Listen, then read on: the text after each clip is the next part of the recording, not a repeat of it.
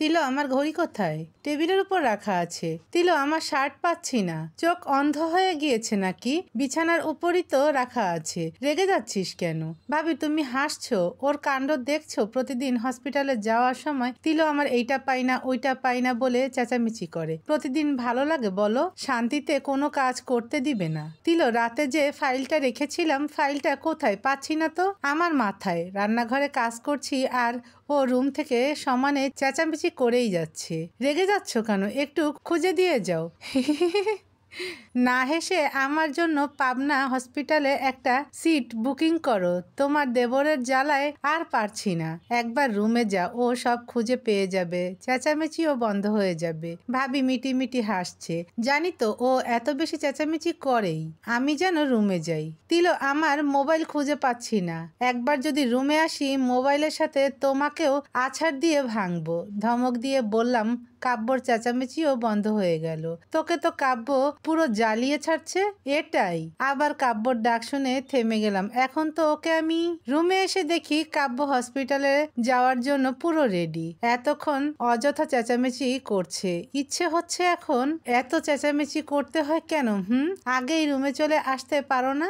ঘড়ি, mobile, file সবকিছু তো এখানে, তাহলে এত চেঁচামেচি করছো কেন? ভাবির সামনে আদর করলে তো তুমি লজ্জা পাবে, তাই তো চেঁচামেচি যেন তুমি বিরক্ত হয়ে রুমে চলে আসো। আসলে কি বলতো, তোমাকে আদর না করে গেলে পুরো দিনটাই আমার খারাপ যায়। তাই বুঝি? বিয়ের 1 মাস হয়ে গেল আর এখনো এইটুকু বুঝতে পারোনি? আমার কোমর ধরে টান দিয়ে ওর একদম কাছে নিয়ে আসলো। চেঁচামেচি শুনতে হবে বলে আগেই সব রেডি রাখি, তাও এমন করো। ভালো লাগে বুঝি? কতটুকু ভালো লাগে আর কতটুকু খারাপ লাগে সেটা তো আমি জানি। হয়েছে, এবার যাও, দেরি হয়ে যাচ্ছে। যাচ্ছি। কপালে আলতো করে একটা চুমু দিয়ে চলে গেল। এইটা ওর রোজকার রুটিন হয়ে গেছে। প্রতিদিন হসপিটালে যাওয়ার সময় আমাকে জড়িয়ে ধরে কপালে চুমু খাওয়া। তোমার জন্য একটা সারপ্রাইজ আছে। কিন্তু ওরে বাবারে, আরে এভাবে ভয় পেয়েছো কেন? ভয় পাবো না আবার? অন্যমনস্ক হয়েছিলাম, হুট করে সামনে এসে কথা বলে উঠলে। চলে গিয়েছিলে তো আবার এসেছো কেন? তোমার জন্য একটা সারপ্রাইজ আছে, এই কথাটা বলার জন্য। কি সারপ্রাইজ? বলবো না? চলে যাচ্ছ যে, বলে তো যাও। আমি জানি রোজ সকালে আমার এমন চেঁচামেচিতে তুমি যতটা বিরক্ত হও তার চেয়ে 1000 গুণ বেশি খুশি হও, কারণ তুমি আমার এই পাগলামিগুলোকে ভালোবাসো। চলে যাচ্ছিল, দরজা থেকে ফিরে এসে আমার কানের কাছে ফিসফিস করে কথাটা বলে হাসতে হাসতে চলে গেল। সত্যিই তো, ওর এসব পাগলামি তো আমার ভালো লাগে।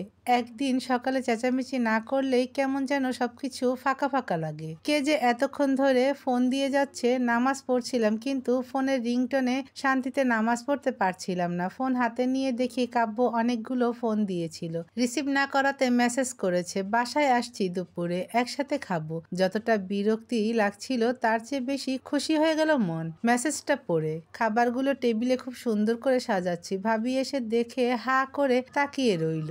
এত খাবার কার জন্য? বাসায় তো শুধু তুই আর আমি। ডাক্তারবাবু আসছে, সবাই একসাথে খাবো। তাই তো বলি, তিলোত্তমাকে এত খুশি খুশি লাগছে কেন? কাব্য দুপুরে বাসায় খাবে, আগে বললি না কেন? তাহলে ওর পছন্দের খাবারগুলো রান্না করে রাখতাম। জানতাম নাকি? এখন মেসেজ দিয়ে বলল। ও তাই বল। আচ্ছা ভাবি, ডাক্তারবাবুর পছন্দের খাবারগুলো কি কি বলো তো? পরে না হয় অন্য একদিন রান্না করে খাওয়াবো। ওর পছন্দের খাবার কি কি শুনলে তো তুমি হাসবে। কেন? সব বড়লোক দেখি দামি দামি খাবার পছন্দ করে, আর মেজর সাহেব পছন্দ করে গরিবরা যা খায় তাই। মানে? ছোট মাছ আর সব ধরনের ভর্তা ওর পছন্দ। এগুলো তো আমরা রোজ খাই। হ্যাঁ যাও, পারলে কাব্যর জন্য কিছু একটা ভর্তা করে নিয়ে এসো। আচ্ছা। ভাবি, ডাক্তারবাবুকে খুব ভালোবাসো তাই না? কাব্য আর অয়ন, ওরা তো আমার 2 ভাই। আর কি বলতো, কাব্য নিজের কষ্টটা নিজের ভেতরেই রাখে, কখনো মুখ ফুটে কিছু বলে না। তাই যতটুকু পারি ওর জন্য নিজে থেকে করার চেষ্টা করি। কলিং বেল বেজে উঠলো। নিশ্চয়ই আমার ডাক্তারবাবু এসেছে। দৌড়ে এসে দরজা খুললাম। কাব্য আমাকে দেখে মুখে হাসির রেখা টেনে চোখ টিপ মারলো। কি দুষ্টু রে বাবা। কাব্য আর আমি একসাথে বসে খাবার খাচ্ছি। কাব্য খাবার খাচ্ছে বললে ভুল হবে, ও তো খাবার খাওয়ার নামে দুষ্টুমি করছে। ভাবির চোখের আড়ালে টেবিলের নিচে আমার পায়ের ওপর ওর পা ঘষছে, আর আমি কেঁপে উঠছি দেখে মিটিমিটি হাসছে। এই তিলোত্তমা, কোথায় যাচ্ছিস? খাবো না আর। খাবার রেখে যেতে নেই, চুপচাপ বসে খেয়ে নাও। তুমি কি ওকে চুপচাপ বসতে দিচ্ছ? দুষ্টুমিগুলো বন্ধ করো, ও খাবে। এই রে, ভাবি সব লক্ষ্য করেছে। ওকে নিয়ে আর পারি না, সব জায়গায় শুধু দুষ্টুমি। ভাবি, সব জায়গায় লক্ষ্য করো কেন? দেবর আর যা এর ব্যাপারে একটু লক্ষ্য করতে হয়। যাও, খেয়ে দুজনেই রেডি হয়ে নাও, শপিং করতে যাব। তার মানে এইটা তোমার সারপ্রাইজ? জি না, সারপ্রাইজ কাল দিব। কালই যখন দিবে তাহলে আজ বলার কি ছিল? সারপ্রাইজটা জানার জন্য মন অস্থির হয়ে আছে। আমি যাচ্ছি না, আমি বলেছি তাই যেতে হবে। না, অন্যদিন যাব, আজ ভালো লাগছে না। ওকে। রিক্সায় দুজনে পাশাপাশি বসে আছি। কাব্যর ইচ্ছেতে গাড়ি রেখে রিক্সা দিয়ে যেতে হচ্ছে। একটা হাত দিয়ে কাব্য আমাকে এমনভাবে জড়িয়ে ধরে রেখেছে মনে হচ্ছে আমি একটা ছোট বাচ্চা। ওর হাত সরিয়ে নিলেই আমি রিক্সা থেকে পড়ে যাব। বারবার ওর দিকে তাকাচ্ছি আর ভাবছি, তুমি আমার জীবনে না আসলে কখনো বুঝতেই পারতাম না কেউ যে কাউকে এতটা ভালোবাসতে পারে, এতটা কেয়ার করতে পারে। বারবার এভাবে তাকাচ্ছ কেন? আমার বুঝি লজ্জা লাগে না? ইস, এমন দুষ্টু মানুষের আবার লজ্জা? 1 মাস ধরে তো দেখছো আমাকে, তাহলে আজ আবার নতুন করে দেখার কি হলো? কাব্য আমার কানের কাছে ফিসফিস করে কথাটা বলতে নিজেই এখন লজ্জা পেলাম। সত্যি আজ ওকে একটু বেশিই দেখছি।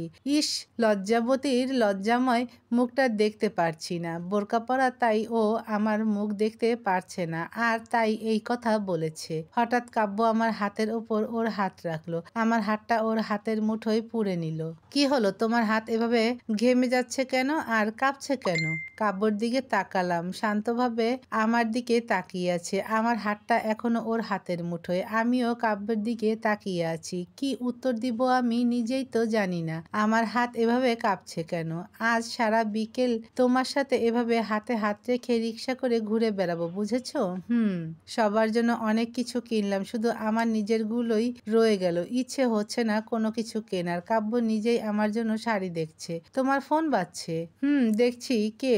তুমি এই শাড়িটা দেখো, ভালো লাগলে নিয়ে নাও। শাড়িটা আমার দিকে এগিয়ে দিয়ে ফোন নিয়ে একটু দূরে চলে গেল। হানিমুনে যাওয়ার জন্য শপিং করতে এসেছো? আনমনে হয়ে শাড়ি দেখছিলাম। হঠাৎ কে যেন পিছনে এসে কথাটা বলল। সাথে সাথে পিছনে তাকালাম, কিন্তু কেউ তো নেই। তাহলে কি ভুল শুনলাম? না না, ভুল হবে কেন? আমি স্পষ্ট শুনেছি কেউ একজন কথাটা বলেছে, কিন্তু কে? তিলো, কাকে খুঁজছো? এই তো আমি। কি হয়েছে, কোনো সমস্যা? না তো। ঠিক আছে, চলো। কাব্য শাড়ি দেখছে আর আমি চারপাশে চোখ বোলাচ্ছি। খুঁজছি কে বলেছে কথাটা, কিন্তু পাবো কোথায়? কণ্ঠটা তো কোনো পুরুষের ছিল। তা তিলো, কি হয়েছে তোমার? কিছুই তো কিনছো না। অনেক তো কিনেছো, আর লাগবে না। বাসায় চলো প্লিজ। বাসায়? ঠিক আছে, চলো। রিক্সায় বসে আছি আর ভাবছি কে ছিল লোকটা। আচ্ছা, কাব্য কি সত্যি হানিমুনে যাওয়ার জন্য শপিং করছে? কিন্তু ও তো আমায় কিছু বলেনি। তাহলে কি এই হানিমুন নিয়েই কাব্য আমাকে সারপ্রাইজ দিতে চেয়েছিল? যদি এটাই হয় তাহলে ওই লোকটা জানলো কিভাবে আমরা যে হানিমুনে যাচ্ছি? হঠাৎ মনে হলো আমাদের রিক্সাটা কেউ একজন ফলো করছে। তাড়াতাড়ি পিছনে তাকাতে চাইলাম, কিন্তু রিক্সার হুটে লেগে কপালে ব্যথা পেলাম। পিছনে কি? হ্যাঁ, ব্যথাটা পেয়েছো তো? এভাবে জড়িয়ে ধরে আছি তাও ব্যথা পেয়েছো? যদি না ধরে রাখতাম তাহলে তো মনে হয় রিক্সা থেকেই পড়ে যেতে। ব্যথা পেয়েছি তার উপর আবার বকা দিচ্ছ? কিছু না বলে রিক্সা থামিয়ে পাশের দোকান থেকে পানি আনতে চলে গেল। কাব্য একটু দূরে যেতেই কে যেন রিক্সার পাশে এসে দাঁড়ালো। হাই ম্যাম, কে আপনি? তোমার জম। মানে? কাব্য হানিমুনে যাওয়ার কথা বলবে, কিন্তু তুমি যাবে না। যদি গিয়েছো? তিলো, পানি নাও। কাব্যর কণ্ঠ শুনে ভয়ে ওর দিকে তাকালাম। কি হয়েছে? আমাকে প্রশ্ন করছে? তাহলে কি ও লোকটাকে দেখতে পারছে না? সাথে সাথে তাকালাম, কিন্তু লোকটা তো নেই। লোকটার চোখ দুটো ছাড়া কিছু দেখা যাচ্ছিল না, কারণ পুরো মুখ রুমাল দিয়ে বাঁধা ছিল। কি হলো, পানি নাও। লাগবে না। কাব্য রাগে পানির বোতলটা ছুঁড়ে ফেলে দিল। আবার পিছনে তাকালাম, ওই তো লোকটা। আমি তাকিয়েছি দেখেই লোকটা আঙ্গুল নেড়ে শাসিয়ে চলে গেল। আবার পিছনে তাকাচ্ছ, ওখানে কে আছে? ভয়ে আবার কাঁধে মাথা রেখে ওকে জড়িয়ে ধরলাম। কাব্য হয়তো বুঝতে পেরেছে আমি ভয় পেয়েছি, তাই ও আর কিছু না বলে আমার হাতটা শক্ত করে ধরল। চুপচাপ বিছানায় শুয়ে আছি। লোকটার লাল হয়ে থাকা বড় বড় চোখ দুটো আর আঙ্গুল নেড়ে শাসানো কোনোটাই বলতে পারছি না। হঠাৎ কাব্য এসে পাশে বসলো, বিছানাটা আমার গায়ে টেনে দিয়ে আমার মাথায় একটা হাত রাখলো। সেই সন্ধ্যাবেলায় শুয়েছিলে, এখন তো অনেক রাত হলো, ওঠো। কিছু না বলে কাব্যর হাতটা বুকের কাছে এনে জড়িয়ে ধরলাম। কি হয়েছে বলো তো? এর আগে তো কখনো তোমাকে এতটা ভয় পেতে দেখিনি। আসার সময় অন্যমনস্ক হয়েছিলে, রিকশায় ছোট বাচ্চাদের মতো আমাকে জড়িয়ে ধরে রেখেছিলে। কি হয়েছে আমাকে বলো প্লিজ। তুমি কি কোনো কারণে ভয় পেয়েছো? না, কিছু হয়নি। ঠিক আছে, উঠে খেয়ে নাও, আমি ঘুমোবো, খুব টায়ার্ড লাগছে প্লিজ। খেয়ে এসে দেখি কাব্য ঘুমিয়ে পড়েছে। সত্যি ওর ঘুমন্ত মুখটায় ক্লান্তির ছাপ পড়ে আছে। কাব্যর চুলগুলোয় আলতো করে হাত বুলিয়ে ওর কপালে একটা চুমু দিয়ে ঘুমিয়ে পড়লাম। মাঝরাতে হঠাৎ ফোনের রিংটোন শুনে ঘুম ভেঙে গেল। ফোন হাতে নিয়ে দেখি একটা অচেনা নাম্বার। রিসিভ করব কি করব না ভাবতে ভাবতেই কেটে গেল। পরক্ষণে আবার বেজে উঠল। কাব্যর ঘুম ভেঙে যাবে তাই ফোনটা নিয়ে জানালার কাছে চলে আসলাম। হ্যালো, হানিমুনে যাবি না এই কথাটা কাব্যকে এখনো বলিসনি? আপনি কে বলুন তো? আমাদের হানিমুন নিয়ে আপনারা তো মাথা ব্যথা কেন?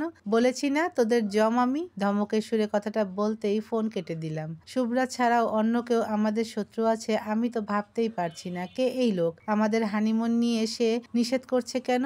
আর লোকটা জানলো কিভাবে আমরা যে হানিমুনে যাচ্ছি? কাব্যর দিকে তাকালাম, ও গভীর ঘুমে। ভাবছি কাব্যকে এসব বলবো কিনা। কাব্য আমাকে সারপ্রাইজ দিতে চেয়েছিল, আমি যদি আগেই বলে দেই তাহলে ওর আনন্দটাই নষ্ট হয়ে যাবে। আমি ওর আনন্দ নষ্ট করতে পারবো না। আচ্ছা, লোকটা আমাদের কোনো ক্ষতি করবে না তো? আমার ডাক্তারবাবুর কোনো ক্ষতি করবে না তো? আবারও ফোনের মেসেজ টোন বেজে উঠলো। আটকে উঠলাম মেসেজটা দেখে। কে বলতে পারে এই হানিমুনে গিয়েই হয়তো তোর বা তোর ডাক্তারবাবুর প্রাণটা চলে যেতে পারে। কাব্য আমার চুলে হাত বুলাচ্ছে আর আমি পরম সুখে ওর বুকে শুয়ে আছি। কাব্য ভাবছে আমি ঘুমে, কিন্তু আমি তো জেগে আছি আর ওর ছোঁয়াগুলো অনুভব করছি। কাব্য সেটা বুঝতেই পারছে না। হিহি।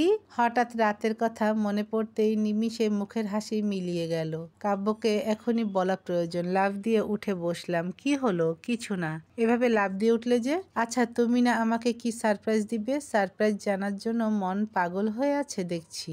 বলো না, আজ বিকেলে আমরা হানিমুন যাচ্ছি। তার মানে ওই লোকটার কথাই ঠিক? ও, কোথায় যাচ্ছি? কক্সবাজার। না গেলে হয় না?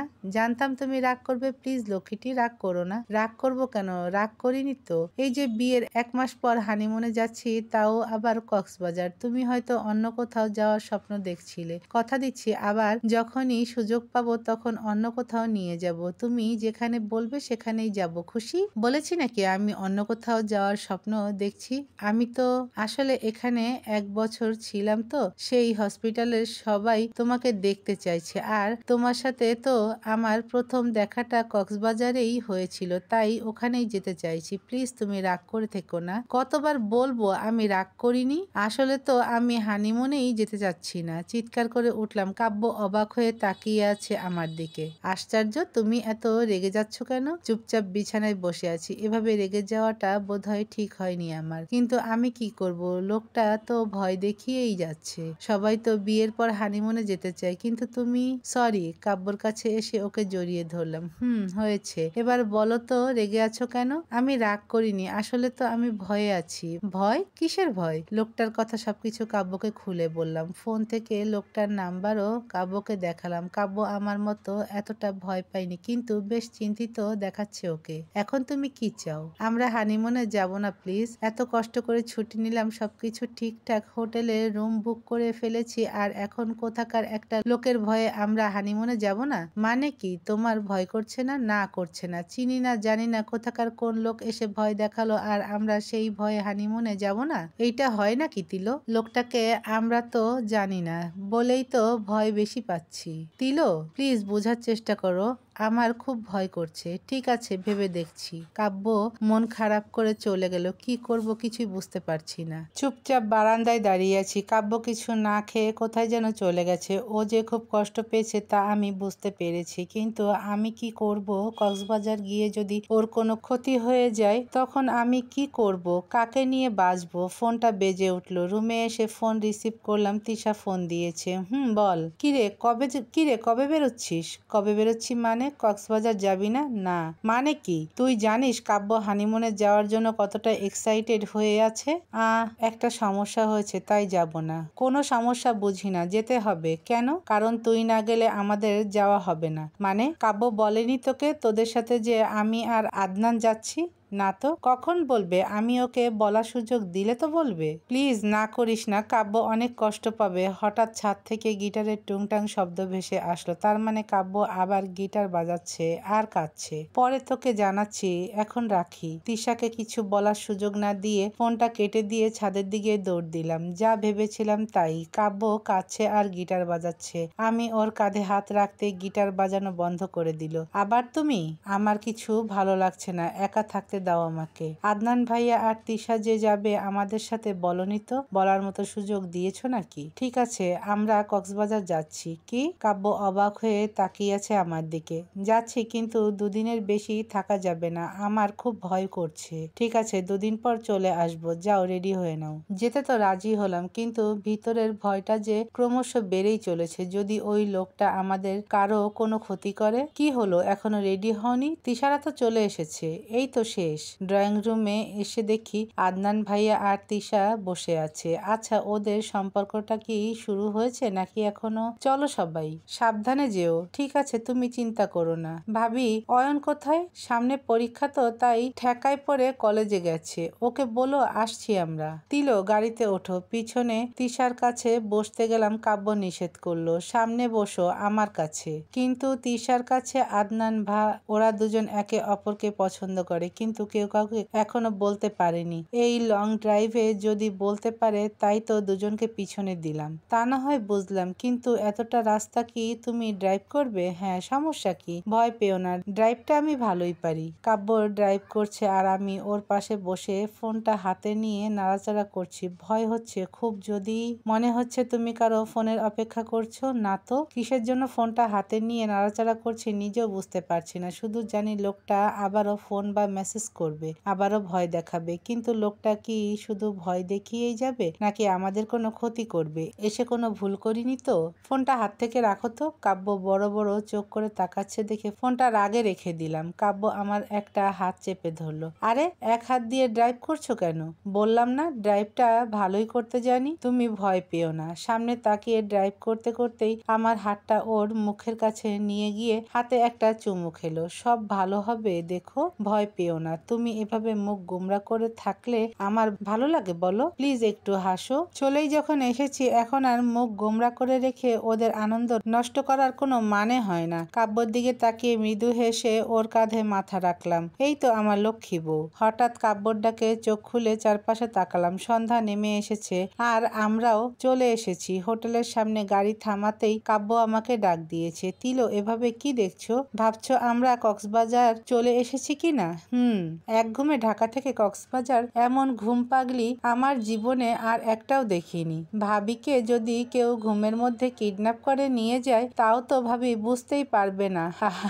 আদনান ভাইয়ার হাসি শুনে পিছনে তাকালাম। আদনান ভাইয়া হাসছে আর তিশা এক দৃষ্টিতে সে হাসি দেখছে। বুঝেছি, আমাদের দুজনেরই কিছু করতে হবে, না হলে এই দুইটা এভাবেই থেকে যাবে। কেউ কাউকে মনের কথা বলতে পারবে না। ঘুম পাগলি, আমাদের বাসর রাতের কথা মনে আছে? তুমি নৌকাতে আমার বুকে হেলান দিয়ে ঘুমিয়ে পড়েছিলে। কাব্য ফিসফিস করে আমাকে কথাটা বলে হাসতে লাগলো। সেদিনের কথা মনে পড়তেই খুব লজ্জা পেলাম। আমি সত্যিই একটা ঘুম পাগলি। এবার চলো রুমে গিয়ে সবাই ফ্রেশ হয়ে নাও। কাব্য, তোমার সাথে একটু কথা ছিল, খুব জরুরি। হ্যাঁ বলো। তিশা আমার দিকে তাকাচ্ছে, তার মানে ও কাব্যকে কথাটা একা বলতে চায়। কিন্তু কি কথা? আদনান ভাইয়া আর আমি আগে আগে হাঁটছি। তিশা আর কাব্য পিছনে কথা বলতে বলতে আসছে। তিশাকে কি মনে মনের কথাটা বলবেন নাকি এভাবেই দুজন সারা জীবন কাটিয়ে দিবেন? বলতে পারছি না তো। কেন, কিসের ভয়? আমি যতটুকু বুঝতে পেরেছি তিশা আপনাকে পছন্দ করে, সেটা আমিও বুঝতে পারছি। আপনি আর আপনার বন্ধু তো পুরো আলাদা।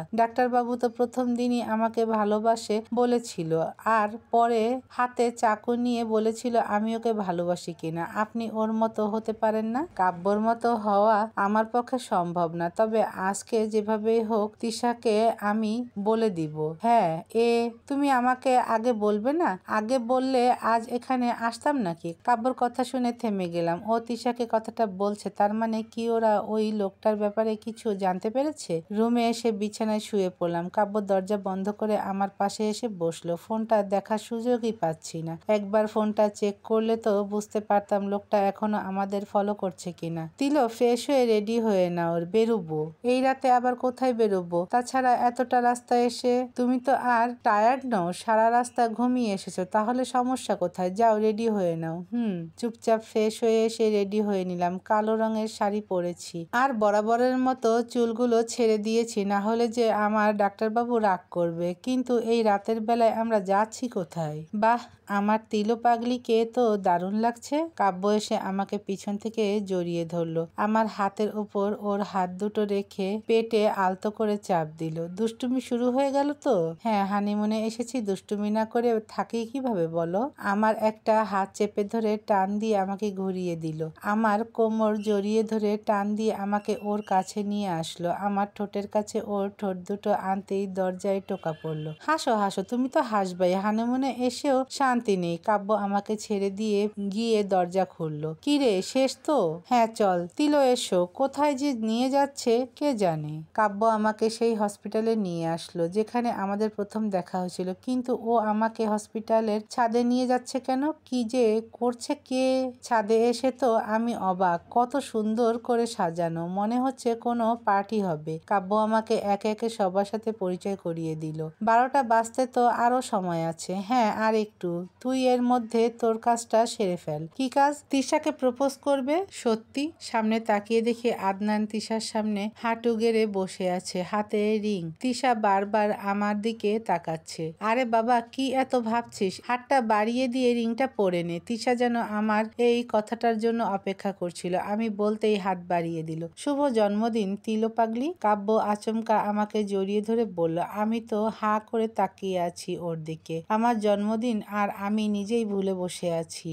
সরি সোনা, জানতাম না তো আজ যে তোমার জন্মদিন। জানলে এখানে আসতাম না, বাসায় সবাইকে নিয়ে আরো বড় করে পার্টি দিতাম। কেন, এখানে কি কম বড় হয়েছে? অনেক সুন্দর করে পুরো ছাদটা সাজিয়েছ তো। তিশা একটু আগে বলেছে, তারপর এখানে ফোন করে সবকিছু করলাম। তুমি খুশি তো? অনেক অনেক অনেক খুশি। সবাই ডান্স করছে আর কাব্য আমার পাশে বসে আছে। কি হলো, যাও। তুমি একা একা বসে থাকবে আর আমি সবার সাথে আনন্দ করব? তাতে কি হয়েছে, যাও তুমি। আমার তো মিউজিকের শব্দে মাথা ব্যথা করছে, তাই বসে আছি। তোমাকে ছাড়া আমি ডান্স করব না। এই চলো তো। একজন এসে কাব্যকে টেনে নিয়ে গেল। চুপচাপ বসে আছি, এই মিউজিকের শব্দে মাথা প্রচুর ব্যথা করছে। হাঁটতে হাঁটতে ছাদের অন্য পাশে চলে আসলাম। এখানে মিউজিকের শব্দটা একটু কম আসছে। নিশ্চুপ হয়ে দাঁড়িয়ে আছি। হঠাৎ মনে হলো কে যেন পিছনে এসে দাঁড়িয়েছে। কাব্য নয় তো? পিছনে তাকিয়ে আমার দম আটকে গেল। এইটা তো সেই লোক, সাথে আরেকজন আছে। আমি দৌড় দিতে চাইলাম, লোকটা আমার সামনে এসে দাঁড়ালো। নিষেধ করেছিলাম তো, কেন আসলি? কেন আমাদের পিছনে লেগেছেন? টাকা পেয়েছি তাই। কাব্যকে ডাকতে যাব তখনই আমার মাথায় কি দিয়ে যেন আঘাত করলো। ডাক তোর ডাক্তারবাবুকে, দেখি তোকে এসে বাঁচাতে পারে কিনা। ডাক্তারবাবু, খুব জোরে ডাক দিলাম, কিন্তু মিউজিকের শব্দে তো আমার ডাক ওর কান অবধি পৌঁছাচ্ছে না। মাথা থেকে প্রচুর রক্ত পড়ছে। লোকটা এসে আমার পেটে খুব ভারী কিছু দিয়ে বাড়ি মারলো। আরেকবার দিতে যাবে তখনই লোকটার ফোন বেজে উঠলো। চিন্তা করবেন না ম্যাডাম, যা অবস্থা করেছি ওর হসপিটালের ছাদ থেকে ইমার্জেন্সিতে নিয়ে যাওয়ার আগেই ও মারা যাবে। মাথা আর পেটের প্রচন্ড ব্যথায় মাটিতে লুটিয়ে পড়লাম। সাথে সাথে কারেন্ট চলে গেল। খুব কষ্ট করে কাব্যকে আরেকবার ডাক দিলাম। মিউজিকের শব্দ নেই, তাই কাব্য শুনতে পেরেছে। সবাই এদিকে আসছে বুঝতে পেরে লোক দুটো চলে গেল। তিলো, কি হয়েছে তোমার? এত রক্ত? তোমার কি হয়েছে? কে করেছে এমন অবস্থা? ওই লোকটা। কাব্য, আমার খুব কষ্ট হচ্ছে। কাব্য, কথা বলে সময় নষ্ট করছিস কেন? তাড়াতাড়ি ইমার্জেন্সিতে নিয়ে চল। কাব্য আমাকে কোলে তুলে নিল। পেটের প্রচণ্ড ব্যথায় চোখ দুটো অন্ধকার হয়ে আসছে। কাব্যর গলা জড়িয়ে ধরে ওর মুখের দিকে তাকালাম। আস্তে আস্তে চোখ দুটো বুজে আসলো।